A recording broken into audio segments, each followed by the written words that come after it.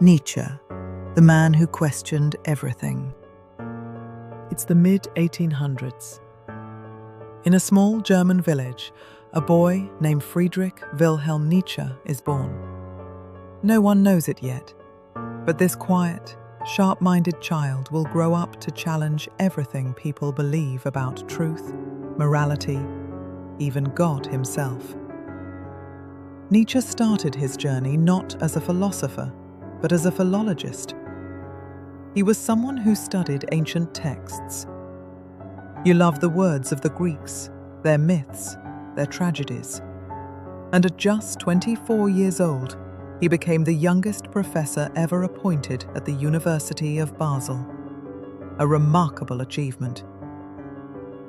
But behind the brilliance, there was pain. Nietzsche suffered from fragile health his whole life. Headaches, poor eyesight, exhaustion. They never really left him. By the age of 35, he had to resign, leaving the university behind to focus on what he truly wanted to do, write. And he wrote, endlessly. Nietzsche's writing wasn't like anyone else's. His books read like lightning, short, fierce bursts of thought, full of irony, poetry and challenge. He wanted to wake people up. To him, truth wasn't something fixed. It was a matter of perspective.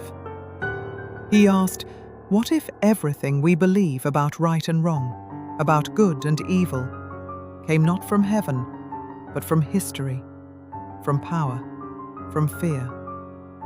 He spoke of the death of God not as a celebration, but as a warning. That humanity now had to find new meaning on its own. He imagined a new kind of human, the Übermensch, someone brave enough to create their own values and to live fully, even in a world without absolute answers. He called life a struggle between two forces, the Apollonian, which seeks order and beauty, and the Dionysian, wild, creative, full of chaos. In that dance, he saw the essence of existence itself. But Nietzsche's own story took a tragic turn. In 1889, in the streets of Turin, he collapsed. His mind, once so sharp, so full of ideas, simply broke. He spent the rest of his life in silence, cared for by his family, until his death in 1900. Afterward, his sister Elizabeth took over his work. Sadly, she changed and edited much of it to fit her own nationalist ideals, twisting Nietzsche's words into something he never stood for. It took decades before his true voice was heard again. Today, Nietzsche's questions still echo through philosophy, art, and culture. He's been called a madman, a genius, a prophet, but maybe he was simply someone who wanted us to think, really think, about what it means to live a life that's our own. And maybe that's why, more than a century later, he still speaks to us, reminding us to face life in all its beauty and pain, and to whisper his favorite challenge back to the universe. Yes, I will it.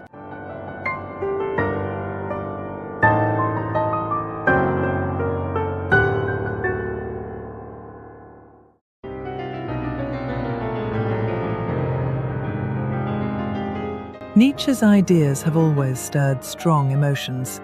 He wrote with passion, with fire, and his words divide readers even today. To some, he was a revolutionary mind. To others, a dangerous dreamer. But one thing is certain. His philosophy was never meant to be safe. Among his most powerful ideas is a vision that came to him from ancient Greece. A vision of two gods forever in tension. Apollo and Dionysus. Apollo, the god of light, order, beauty, reason. Dionysus, the god of chaos, passion, ecstasy, and raw life. Two forces pulling in opposite directions, yet both necessary for art and for living.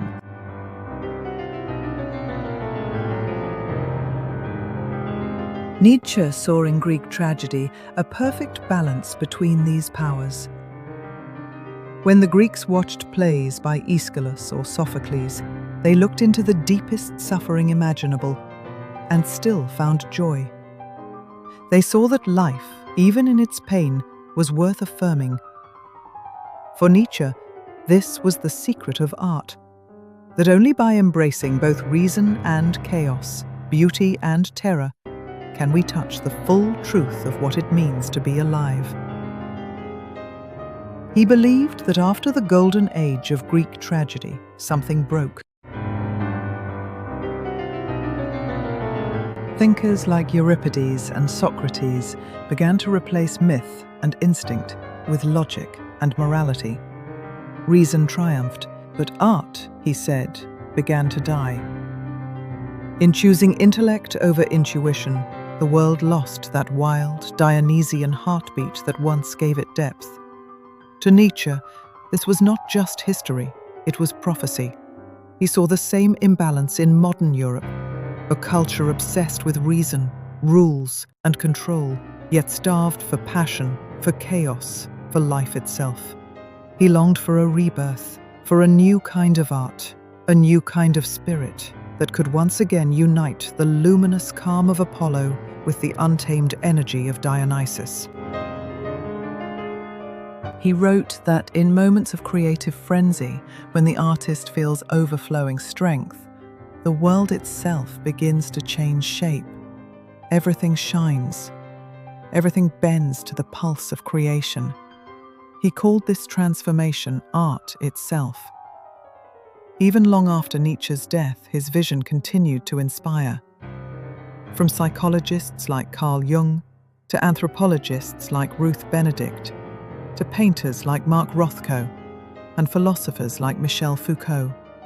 More than a century later, the dance of Apollo and Dionysus still goes on. In every artist's struggle between control and chaos, in every human heart that longs not just to understand life, but to feel it completely.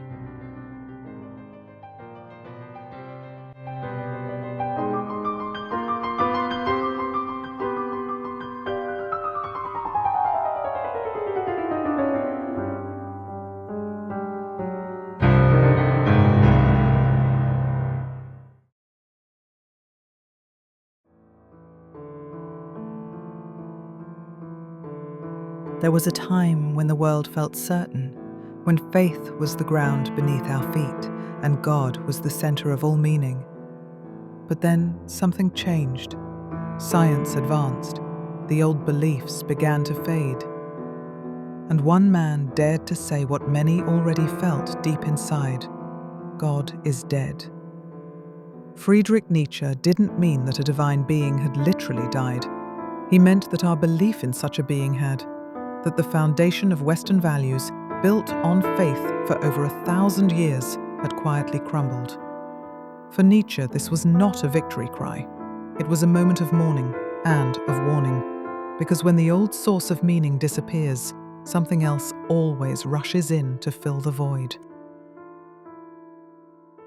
That something was nihilism, the haunting sense that nothing matters, that life has no purpose, that all values are illusions.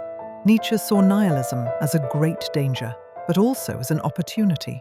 He knew that the death of God was not the end of humanity, but a test of its strength. Could we face the emptiness and still choose to create meaning for ourselves? He wasn't the first to feel the pull of despair. Philosophers like Schopenhauer had preached escape, a will to nothingness, a way to quiet the pain by silencing all desire. To Nietzsche, that was a kind of spiritual suicide, life turning against itself. He wanted something different, not withdrawal, but renewal. He believed that humanity must walk through the shadow of nihilism, not to be destroyed by it, but to emerge on the other side, stronger, freer, able to create new values from our own will.